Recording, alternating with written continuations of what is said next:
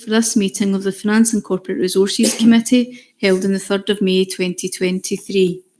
I can see that we have present Councillor Allison, Councillor Brogan, Councillor Matthew Buchanan, Councillor Carmichael, Councillor Chalmers. Do we have Councillor Cooper? No.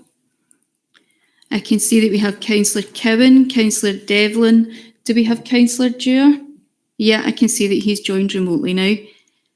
We have Councillor Donnelly present. Do we have Councillor Fagan? No. I can see that we have Councillor Ferguson Miller. I have apologies from Councillor Handybode, and we have Councillor Kerr substituting for her. We also have present Councillors Horn, Councillor Hose. I have apologies from Councillor Loudon. Do we have Carol Nugent substituting for her? We also have present Councillor MacDonald, Councillor McClyman, and Councillor Leslie MacDonald, Councillor McDougall, Councillor McGeever. Do we have Councillor Nelson? No.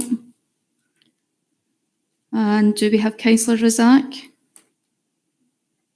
No. And we also have present Councillor Ross and Councillor Scott. There are also a number of officers present today. I'll hand back to yourself, Chair. Thank you. Thanks, Carol. Do we have any declarations of interest?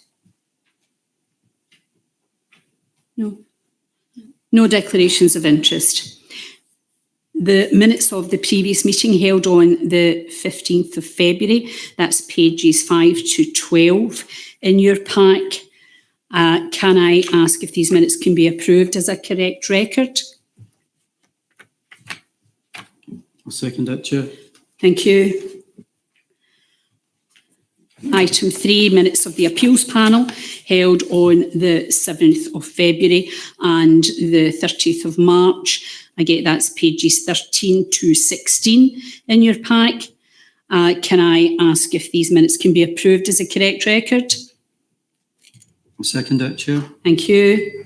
Item 4, minutes of the Recruitment Committee held on the 17th and 30th of March and also on the 17th of April, pages 17 to 22.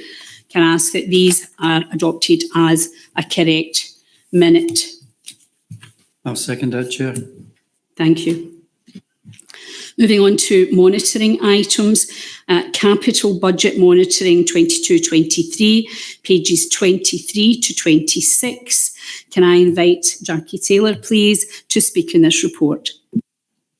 Thank you, Chair. Good afternoon. This is the capital budget monitoring report for 2022-23, and it takes us to the period up to the 24th of February. As we've reported to committee before, the budget for our resource for capital this year is just under £3.7 million, and there's been no change to this since the last committee report. At section 5.2, we cover our position that we're expecting by the end of the financial year, and we are expecting an overspend on our capital programme, and that relates to the timing of spend on our Oracle Fusion project, with the funding for the overall spend on this project identified moving into next financial year. We are currently working our way through the year-end position, and we'll be reporting that to Executive Committee and then on to Finance and Corporate Resources Committee in June. In terms of the spend position to the 24th of February, that's covered at section 5.4, and that amounts to £3.2 million. If I take you back to the recommendations in the report, we're asking that the position, the capital programme and expenditure to date be noted, and that the predicted outturn is also noted. Thanks, Chair. Thanks, Jackie. Do we have any questions?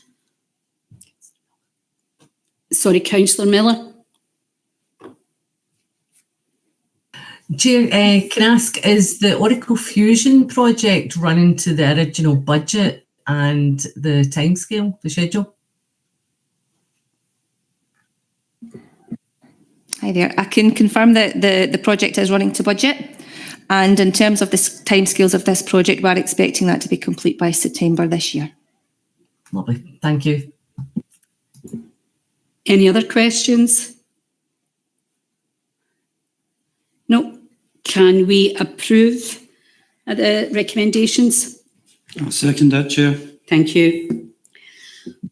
Revenue Budget Monitoring 2022-23, pages 27 to 36. Back to you, Jackie, please. Thank you, Chair. So we're now on to our revenue budget monitoring report for the same period up to the 24th of February. As I've reported again to committee, our expected position, our probable outturn for the year is a break-even position, and that is the position as at the 24th of February.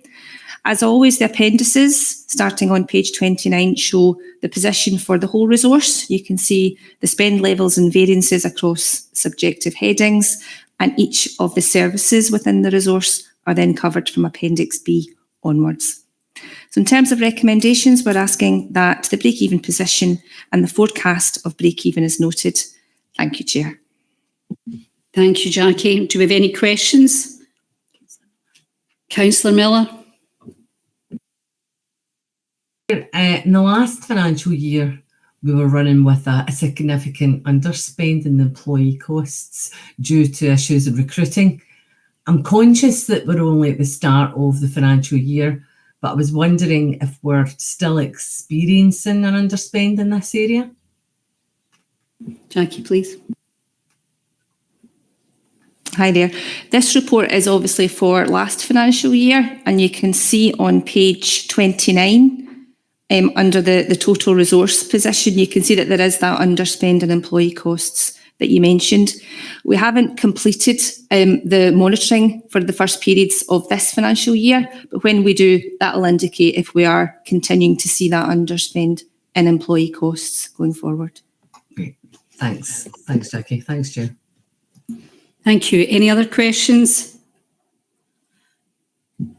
No. Can we agree the recommendations? I'll second that, Chair. Thank you. Moving on to Finance and Corporate Resources Workforce Monitoring, December 2022 to February 2023, and that's pages 37 to 44 in your pack. Can I ask Kay, please, to speak to this report? Thank you, Chair. As you say, this is the Workforce Monitoring Report for Finance and Corporate, December to February. In terms of the report at section 4, you can see the attendance statistics, and the resource absence figure for the most recent month that was reported when this was written was February, and that was 3.8%. 2.1% lower than the council-wide figure for that same month, up slightly for our resource in comparison with the previous year. So in terms of performance, our projected annual average absence figure for the resource is 3.7%, comparing favourably with the resource-wide figure. In terms of our absence, as you would expect at 4.2, our occupational health referrals are up over this period. So as absence is up, there are more referrals. In terms of the other aspects of this particular report, we had 16 leavers over the period, with 6 exit interviews being conducted. And I would ask the committee to note the employment information within the report. Thanks, Kate. Do we have any questions for Kate? Councillor McDougall. Hi, thanks, Chair. I've got a couple of questions for Kay, if that's all right, Chair. And the second one is in a couple of parts. So I'll see them all together as that's how you've preferred it in the past, Kay. So the first one is regarding page 38 about the occupational health in Appendix 2 in terms of referrals to occupational health. You did mention that 70 had been made, which is an increase of 36 compared to the same period of last year. Do you know how many of those were for employees who are currently on sickness leave? So that's my first question. I don't know if you want to answer that just now, or shall I go on to the other one? Could you just go on to the other one, please? Carry on, that's absolutely fine. So the second one was, I had noticed in the same area on page 41 in the table, there was mention of 0 employees referred for counselling in any of the reporting periods. And I wanted to ask a couple of things. Kind of don't really know how it works, so pardon me if I'm asking questions that people know the answer to. Can I ask if this is self-referral and confidential, and how this is promoted 2 employees as an available service and how this might be improved, given there appears to be no uptake or no reporting of uptake. And if employees are self-referring, are the numbers being reported back to personnel as 0? And the second part of that question was really whether there are no referrals being made via personnel interviews, if you like, maybe during sickness interviews, to suggest that an employee may want to make themselves make use of that service, and would that be counted anywhere? It's just to dig into a bit more detail around why no one is taking that service up, which might help with absence rates. I guess that's why it was put in place. Thank you. Thank you, and thank you for those questions. I'll try and cover them all. So if I miss any, just please say so. So in terms of the 70 referrals, no, within this report we don't identify those that are on sick leave and those that are not on sick leave.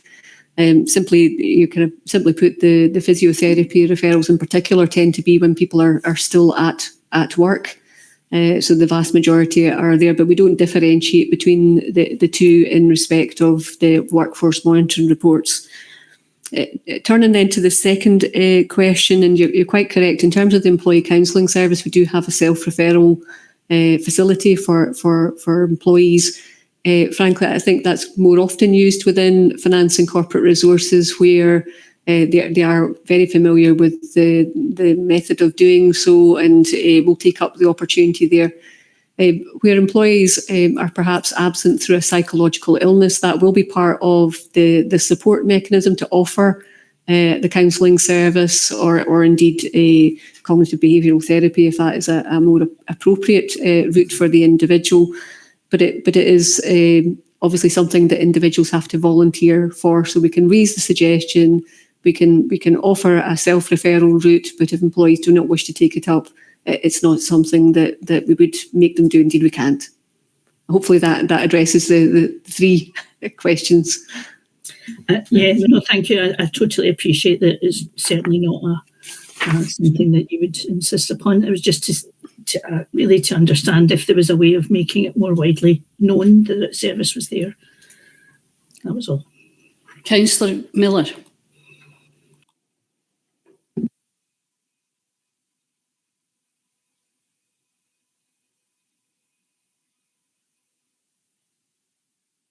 Sorry, I clicked on it and nothing seemed to happen.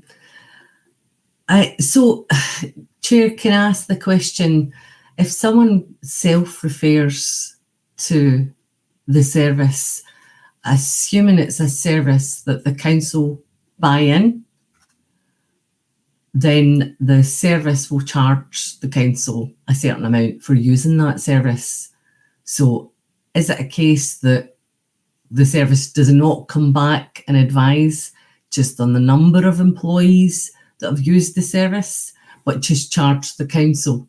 So the council, are they getting charged an amount of money for having that service available, or are they getting charged on referral?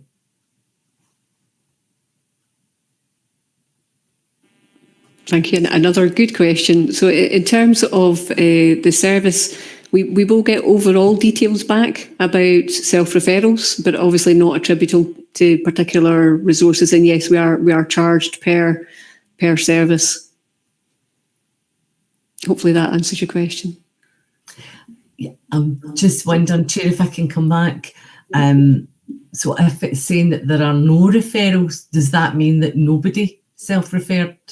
And there were no referrals at all? No. As I said, in terms of the numbers of self-referrals, they do come back as a global figure. So they're not attributable to a particular service or resource. But we do have that information, the global information, within our employee support team. Sorry, can I come back again?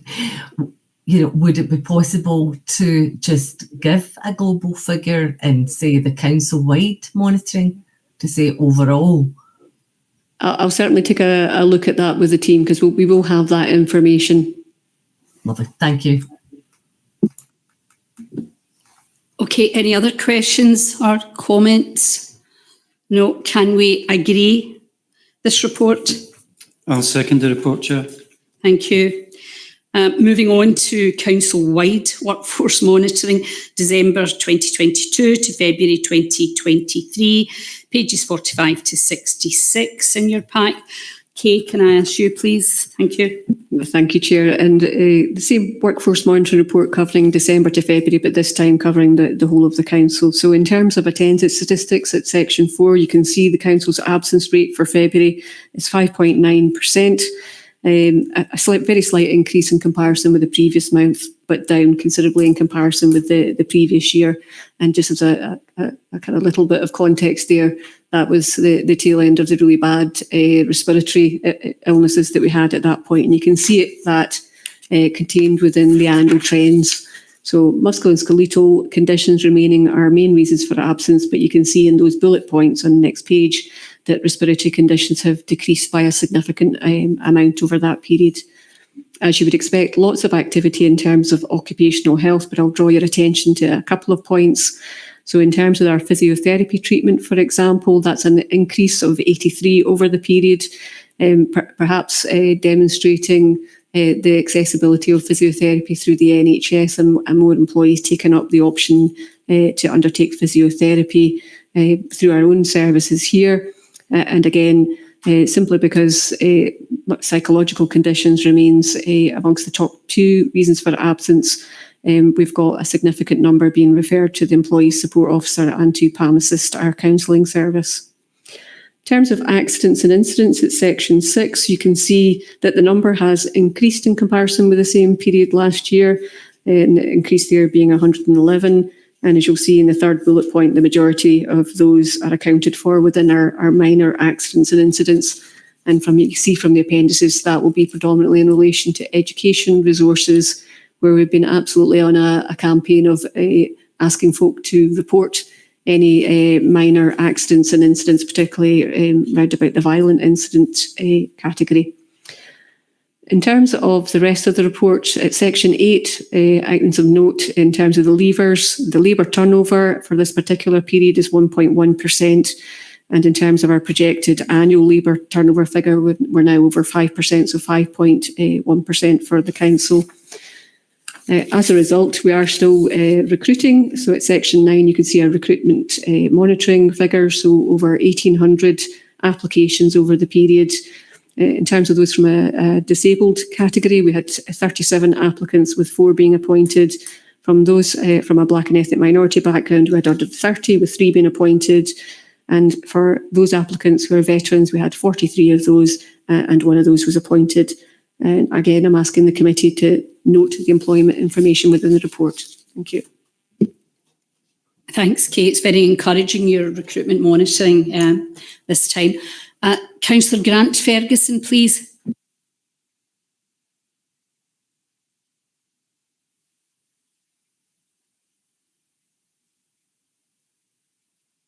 Thank you, Chair. Thank you for the report. It's fantastic, and it's great to see that at least we had 1 veteran was recruited during this period.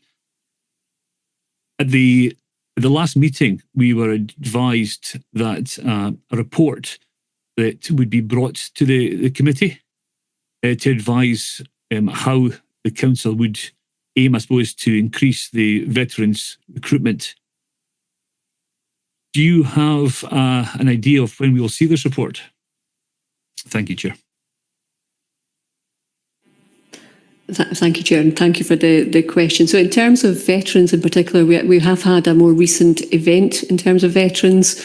We're also discussing this particular matter at the Equal Opportunities Forum. So in terms of a report coming back, I think it should really be in terms of a fuller report round about recruitment that goes through the Equal Opportunities Forum as part of their agenda items.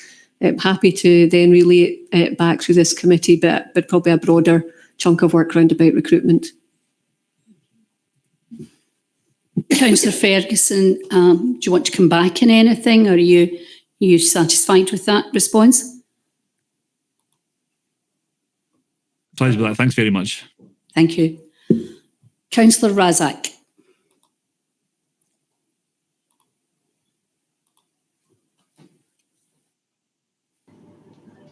I'm concerned about the recruitment monitoring figures. The black and ethnic minorities, I know I've been bringing this subject up several times, from where the success rate to be percentage of applicants appointed 2% compared to the average, which is 14%, and also percentage of interviewees appointed 12% compared to the average of 34%, 37%, sorry. There seems to be a pattern, because every year and every period that there's been reports sent through, there's always been this anomaly. And I know we've been doing work on this, but it doesn't seem to be working, does it?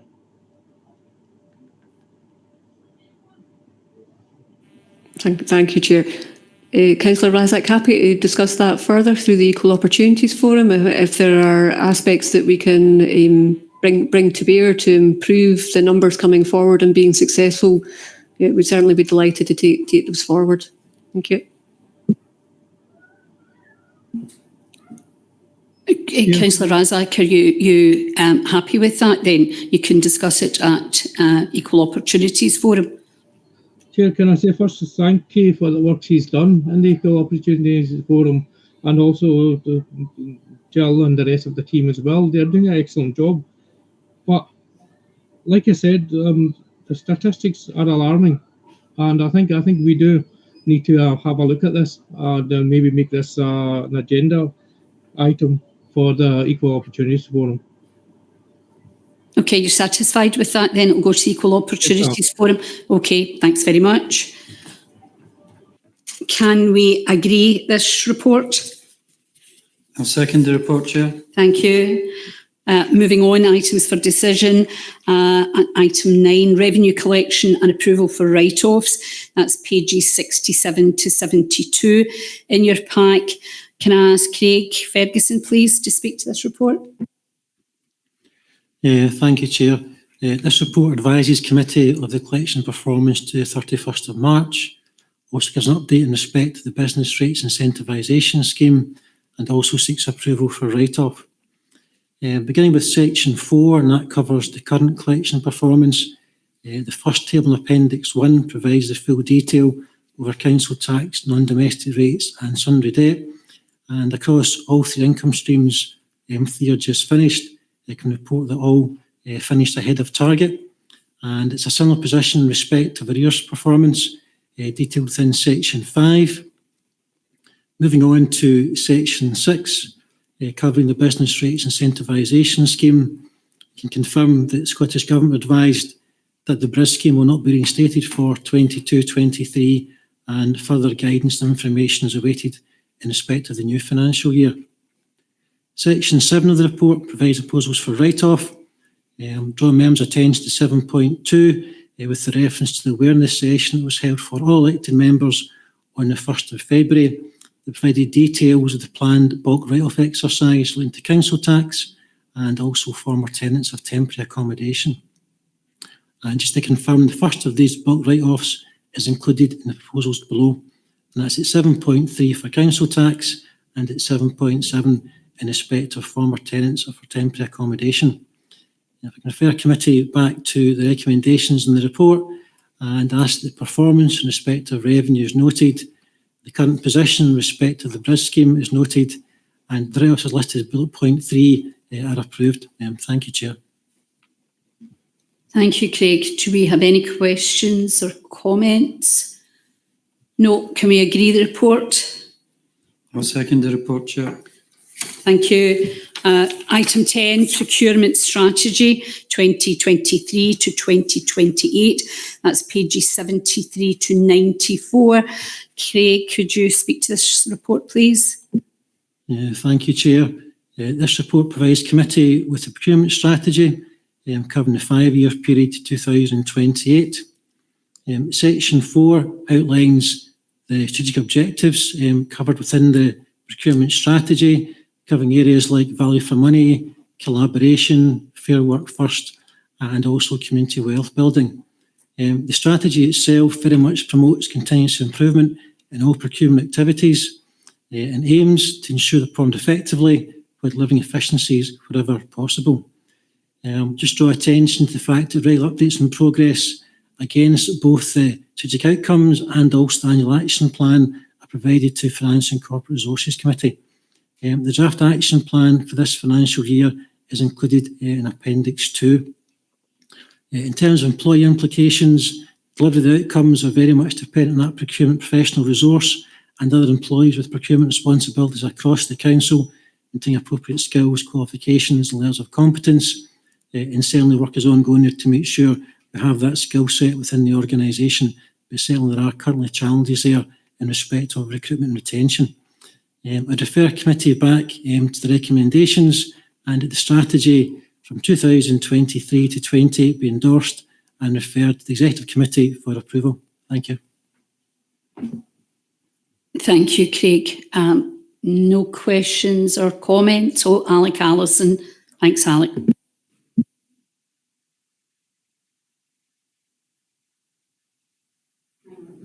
Yeah, sorry, I pressed the button.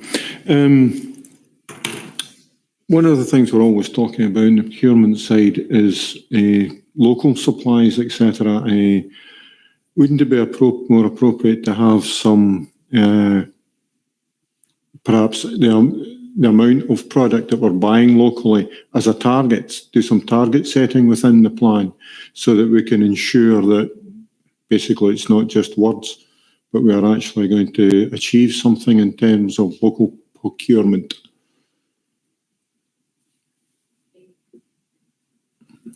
Yeah, certainly in respect of performance reporting on our local spend, that's given quite a lot of coverage to the reports provided to the Community Wealth Building Commission, and is covered separately within the Council's procurement annual report that also comes to this committee. I think we've seen, over recent years, almost a kind of plateauing of our local spend, and obviously reports to the Commission indicate a number of different reasons for that.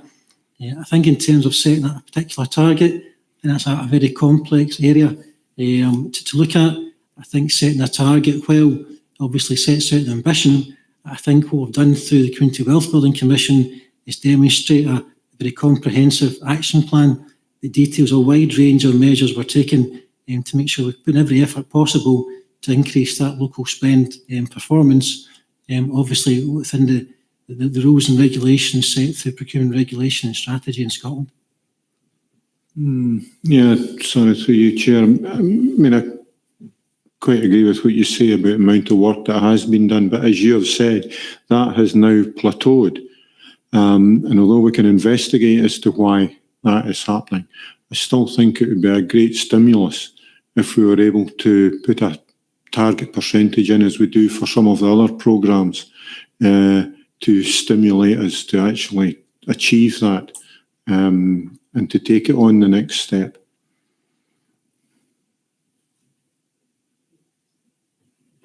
Yeah, I think it's certainly a good point, Councillor, to make. My concern would be around any target being particularly notional in nature. We did see from 2017 local spend increase by around 3%, and obviously that reference to plateauing over the past couple of years. I think there's been a wide range of factors, many of which out with the Council's control, that have contributed to that. You know yourself, obviously, in relation to activity around Quick Quote, where we changed our approach to have a much greater focus to make sure we are maximising every available benefit with the rules that exist around Quick Quote, making sure we're trying to target where possible 4 out of 5 local companies being brought into to bid. Of course, what we've seen is, despite a lot of effort in that area, a lot of promotional work, a lot of awareness raising as well, that there are just times when we just can't seem to get that interest. But it's work obviously that's very much ongoing, and we'll be refreshing our action plan around community wealth building for this year. There are no more questions. Can we agree this report? I'll second the report, Chair. Moving on, Money Matters Advice Service, external funding, pages 95 to 98. Back to you, Craig. Thank you. Thank you, Chair. So the report advises committee of the external funding that's been secured by the Money Matters Advice Service and of the temporary change to the establishment that will result. Section 3 provides some background, noting that in the financial year just finished, the service supported over 14,000 unique clients, opening to over 40,000 cases.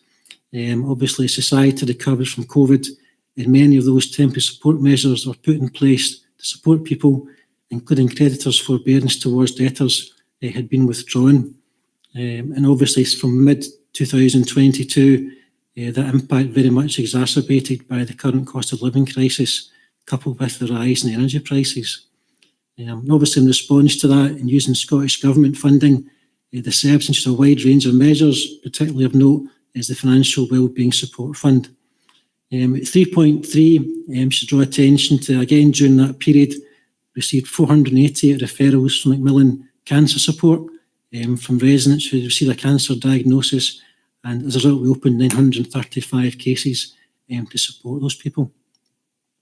Section 4.1, that covers the invitation we made as a result of an application to apply for funding from Macmillan Cancer Support. That funding is intended to provide the service with the necessary support so it can continue to provide the same level of assistance to clients who've received a cancer diagnosis as demand increases on the service. And of course, this is vital due to the nature of the illnesses these clients are suffering from and the urgency with which the issues need to be addressed, particularly where they may be terminally ill. So the Council has been successful in the funding bid and will receive £18,000 per annum initially through to March 2024. And that funding itself will be used to meet the costs of a lead welfare rights officer post, will have very much a specialist role in supporting referrals from Macmillan Cancer Support. 4.2, just covered off the funding we've had from NHS Lanarkshire, who'll provide £25,000 per annum until March 25. That allows to employ a 0.5 FTE welfare rights officer, cost of living, to help support NHS Lanarkshire staff, deliver training and awareness raising events for staff so they can support other staff and patients in relation to maximising income. Section 5 of the report details the employee implications, noting at 5.1 the welfare rights officer post were managed in the existing establishment, and just noting at 5.2 the 0.5 FTE in relation to the welfare rights officer. And if I can refer committee back to the recommendations at section 2, the funding provided by Macmillan Cancer Support be noted. That is then used to meet the cost for lead welfare rights officer post within the service. And the fund from NHS Lanarkshire be used to increase the establishment by 0.5 FTE for a temporary period through to 31st of March 2025. Thank you. Thank you, Craig. Councillor Cowan. Thanks, Chair. I just wanted to welcome this report for the additional funding through Macmillan to Money Matters and through NHS Lanarkshire. Obviously, I'm sure we all know that when you get a cancer diagnosis, it's devastating. And if you've got that along with financial worries, then I'm sure the financial worries get pushed to the side. So it's great to see that the support, and obviously it's needed when we've had 488 people with a cancer diagnosis referred to Money Matters. So really just welcoming this, and also pleased to see some support for the NHS staff for welfare rights as well. Thank you.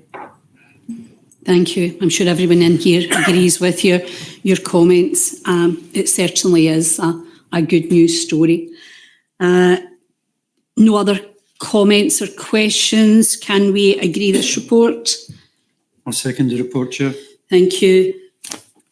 Moving on to 2023-24, Information and Communication Technology, ICT Asset Management Plan, pages 11. Oh, sorry.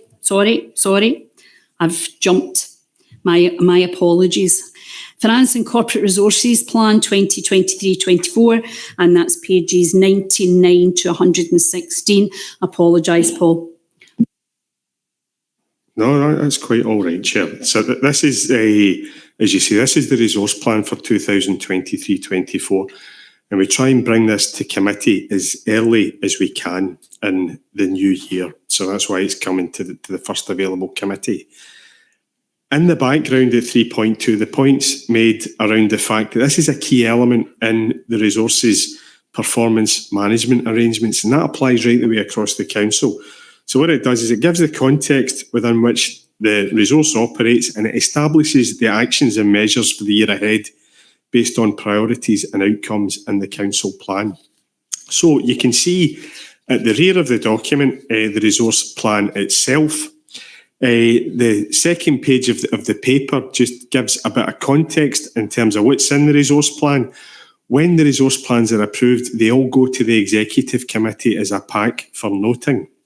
So within our resource plan, there's a couple of sections I would draw your attention to. Section 2 is entitled Key Areas of Focus for the Year Ahead.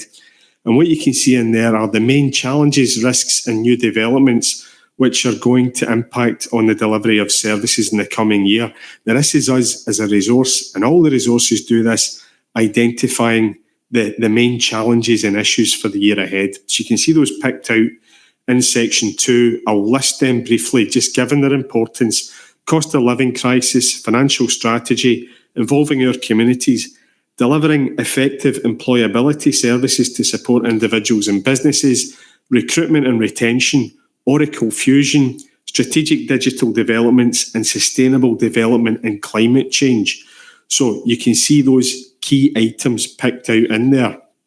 Now, behind that in the resource plan, there's a section 3 which is called Resource Outcomes, and what that tries to do is to give a link into the council plan and show how all of these things fit together as a structure. And behind that, just focusing on the performance management aspect that I mentioned at the start of my presentation of this paper, you can see in section 4, this is in page 110, the measures and actions that will apply throughout the year. And that's headed up by a section which is how we will measure our performance. So just coming back to that, again, that's summarised in the covering paper. At 4.3 in the report, you can see there's a description given as to how the committee will be given updates throughout the year in terms of our progress against those actions. So skipping back to the recommendations, it's looking for approval of the resource plan. It's looking for the resource plan to be uploaded onto the council's website. And it's looking for approval to take that to the executive committee as part of a pack for noting in June, and also around the progress reports, the fact that they'll be brought back to meetings of the committee this year. So again, Chair, happy to take any questions. Thanks, Paul. Councillor Ross. Very much, Chair.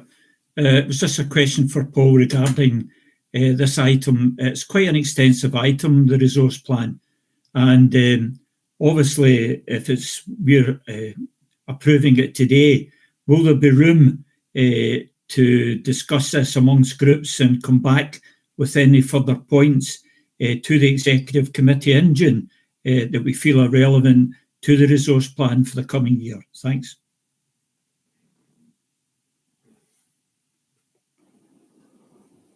Okay, now what I'll maybe do is bring Tom in a wee second to either tell you what I'm about to tell you is either right or wrong, right? But I'll give you my take on it. It would be good to get engagement sooner rather than later about things that you think you might want to have a conversation on in here.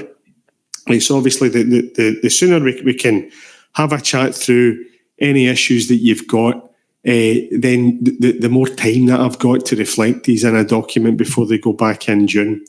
Notwithstanding that, Councillor Ross, I'm sure if there were points you were looking to bring up at the executive committee in June, I couldn't stop you doing that. So I'll maybe just bring in Tom just to get a feel for whether that fits with Tom's take on it, because Tom's pulling this together for all the resources, including our own. I hate to contradict you, Paul, but the report's here for approval today by the committee, and we were asked that to change the timing last year, when previously we took reports to the exec and then they came to committees for noting, and we've taken that on board. So it is here for approval today and then for noting at exec. That said, they are living documents and we can certainly add to them. So if there was any feedback that that was pressing, we could take it on board.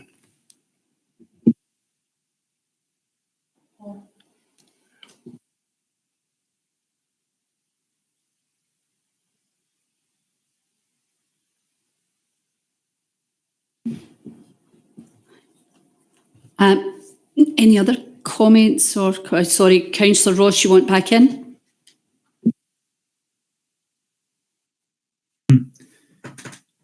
You know, quite honestly, it wasn't my intention to leave any items till the last minute at the executive committee, but I do think there is a need for councillors of any party to come forward with things, seeing as we're looking at all of the resource plans for the coming year, that we should be able to bring forward any concerns as soon as possible and things that we think may be advantageous to that plan for the coming year.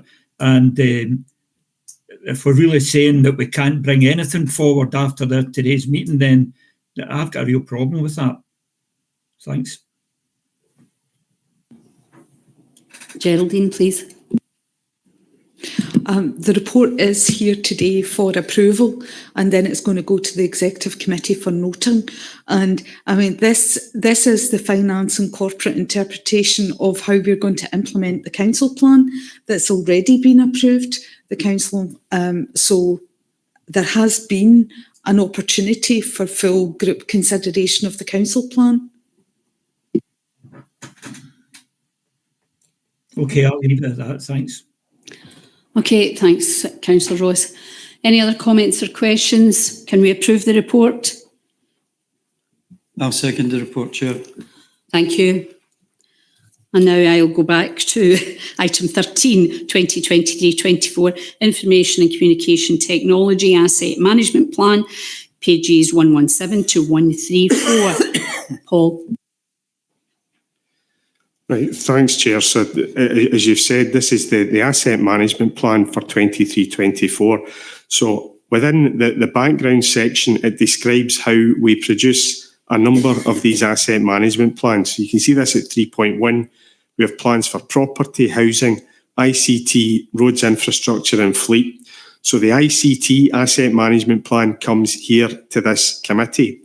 Now, the full document is contained in an appendix at the rear from page 119 onwards, and there's a description given at 4.1. It outlines the priorities and strategies required to develop and support the ICT asset estate, which is in place to support the business objectives of the council while ensuring business continuity. There are, in the covering paper, a number of key actions that are picked out, and those are reflected in the document at the rear. So it refers to a major programme of server upgrades. It refers to several major business applications being replaced, upgrades to the council's data network, and at 4.4 you can see a number of items under that heading that would be replaced. And it also talks about a number of small telephone systems and a replacement programme having been established for those. And then there's a reference at the end of that section to mobile phones running older versions of operating systems being refreshed. So the full document is contained in the appendix, which begins on page 119. There is information contained in it which goes into a fair amount of detail about IT systems and pieces of equipment and hardware. Normally, the head of IT would come to this committee to present this, but he retired last week. So I'm joined by Alan Walker, who's along to answer any technical questions. Alan's one of the senior managers within the IT service, and between myself and Alan, we'll cover that until the new head of IT gets in post. So again, Chair, if I can just go back to the recommendations, looking for noting of the report and also that the IT asset management plan be approved, and happy to take any questions. Thank you. Thanks, Paul. Councillor Grant Ferguson, please. Thank you for that report. I've got just to let you know, actually, I've got some questions on the IT asset management plan. However, what I'll do is I'll email them to you, Paul Manning, just because they've got a bit of a security nature about them, if that's all right.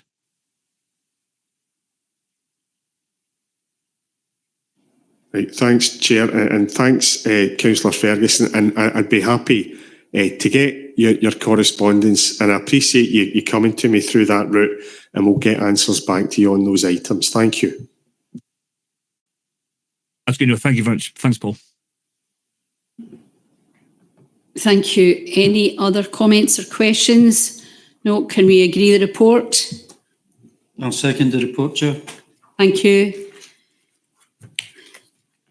Item 14, Heads of Service, Terms and Conditions, pages 135 to 138. Kay, over to you. Thank you. Thank you, Chair. As you say, this report updates the committee on the current terms and conditions applicable for all heads of service and seeks approval to change these. So in terms of background, we are unusual here at South Lanarkshire in that our heads of service are employed on local government employee terms and conditions. And for those who are not aware of the bargaining arrangements at COSLA, there are 4 different collective bargaining groups, local government employees being the one that covers the majority of our frontline workforce. But there's also another bargaining group that covers chief officials, and helpfully the initials are almost interchangeable. So the local government employees is SJC, and the chief officials group is the SJNC. And don't ask me about craft, because that's another combination of those 4 letters in a slightly different order. So in terms of where we are as a council, our chief officials here are the chief executive and the executive directors. And I've been asked to review the position because there is that relative inconsistency in comparison with most other councils. So in terms of our position, and you'll see it there in the report at 4.1, we're one of only 2 known councils who employ their heads of service on something other than chief officials' terms and conditions. And that has caused some questions to be raised from time to time, predominantly when people join the council and assume that they would be employed on chief officials' terms and conditions, but through the recruitment package, they are employed on local government employee terms and conditions. So it has the potential to detract in terms of the overall attraction at that level, and folk will be aware about the relevant groups who apply for those kind of posts and the numbers that we have now. So at 4.2, I just outlined some of the terms and conditions changes. So the spinal column points we use for heads of service, they don't appear on the COSLA SJC circulars. We do apply consistently any P award that comes through the local government employee route. So that is applied consistently for our heads of service. In terms of the equivalent spinal column points for chief officers, those spinal column points are not an exact match, but the difference is relatively small. It would make sense here at South Lanarkshire to realign the heads of service to chief official terms and conditions and bring our council into line with most other councils and remove that perceived disincentive to chief officer recruitment. As I said, the impact on individuals is minor. There's a very small adjustment in the spinal column point value, and there are also slightly different disciplinary arrangements that apply for chief officials in comparison with local government employees, but they are not material. So the proposal here is to offer our heads of service a move onto chief official terms and conditions and advertise any new vacancies that we get under those revised arrangements.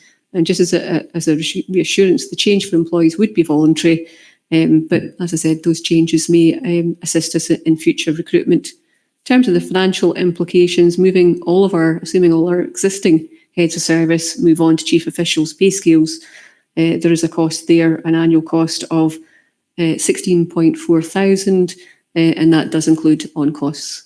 So I'm asking the committee to approve that all heads of service are offered the opportunity to move on to chief official terms and conditions. Thank you. Thanks, Kay. Councillor Cowan. Thank you, Kay. I'm just wondering if moving this, presumably this is to make everyone to align with other councils and to hopefully make South Lanarkshire more attractive for attracting staff at this level. But the increase in salary, I don't think is very much, give it across the board.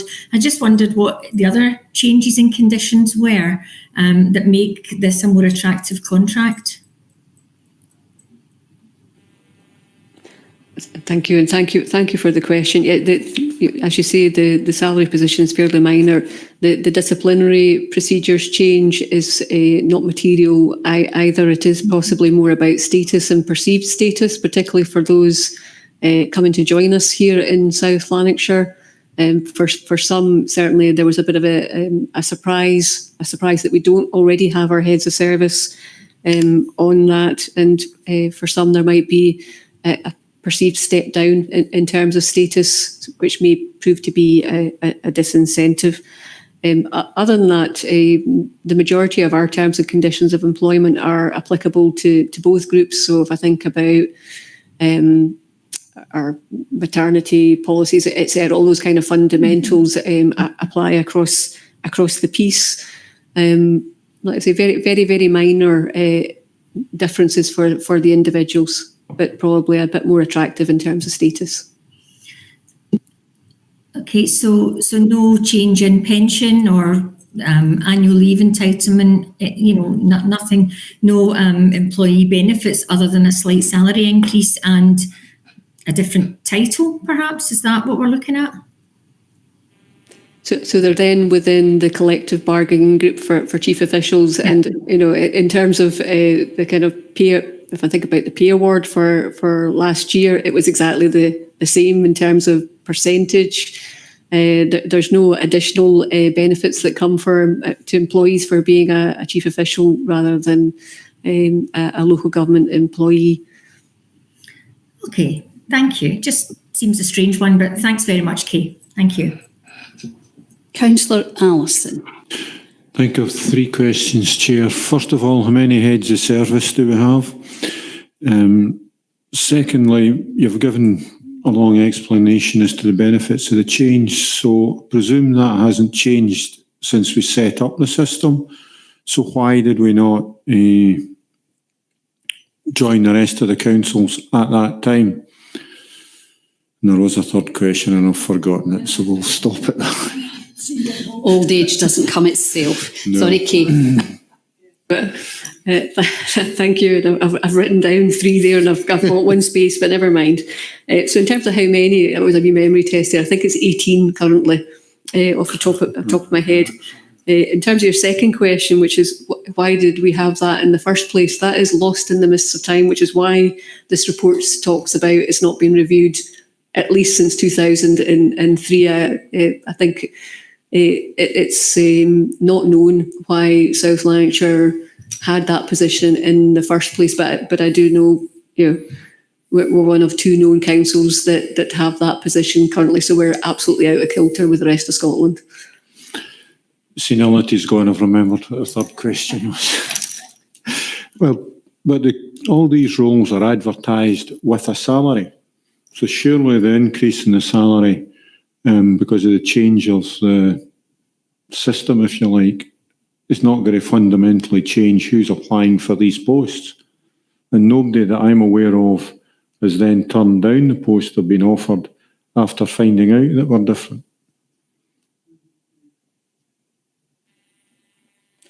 Thank you, and thank you. A very good question. And I suppose the answer to that is we don't know what we don't know. I do know I've been asked questions on the back of that. I'm not sure who's interfering with the. It's not guilty.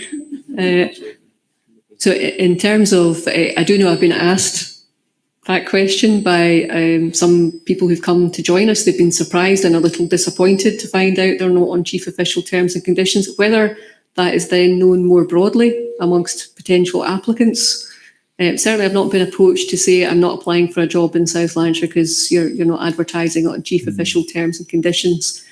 And in effect, what we do when we advertise is we advertise on a salary and then we talk about some benefits. We don't specifically say it's been advertised on local government employee terms and conditions. So if you like, there's a bit of mis-selling in that, if people have assumed that they're coming on one thing and then found they're on something else. Hopefully that answers the question.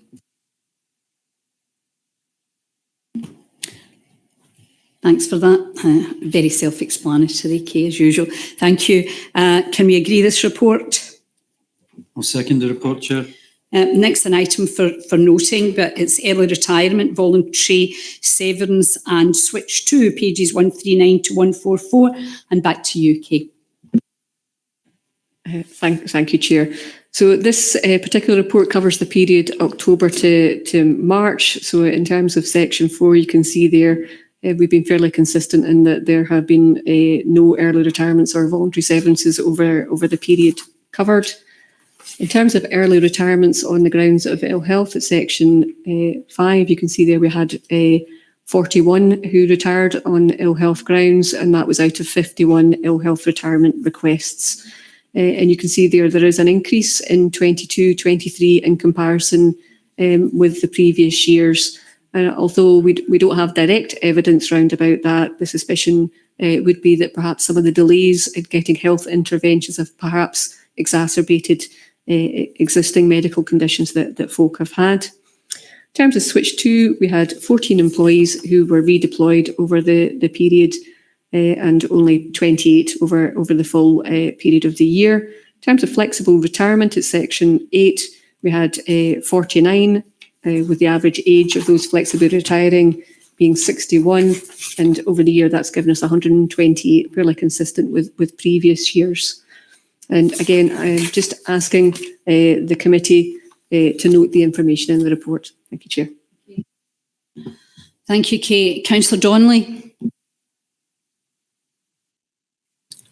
Thank you, Chair. Just to bring to your attention, we've been on online for 58 minutes, and I just wondered, were you bringing a break up? Given this is the last item, then I wouldn't think so. But thanks for bringing that to our attention. The clerk has that already mentioned it to me. Can we agree this report? Agreed. I have no items of other urgent business other than, and he's not here, but was to thank Brian Tees for everything. And I was fortunate I saw him last week, and I'm sure he is out hitting golf balls at the moment, and he is not watching this. Anyway, I just wanted to say thank you to Brian for everything that he has done for us. Okay, no items of urgent business. I'd like to thank everyone for their attendance, and can I declare the meeting closed? Thank you.